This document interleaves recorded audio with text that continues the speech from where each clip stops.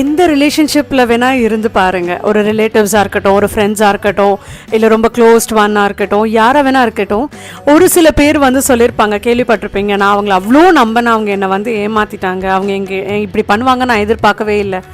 அதெல்லாம் தயவு செஞ்சு மைண்டில் எடுத்துக்காதீங்க. பிகாஸ் அந்த ஸ்டேஜுக்கு நீங்கள் போகவே கூடாது.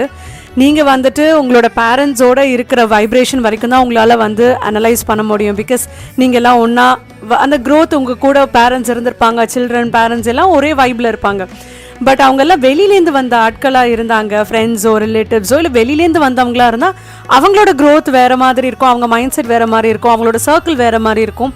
அண்ட் நீங்கள் வந்து அவங்க உங்களுக்கு தான்ற அசம்ஷன்லாம் எடுத்துக்க முடியாது. ஸோ என்றைக்குமே எல்லாரையுமே ஒரு லெவல் பேக்லேயே வச்சுக்கோங்க, ரைட்? யாருமே பேரண்ட்ஸை விட க்ளோஸ் கிடையாது.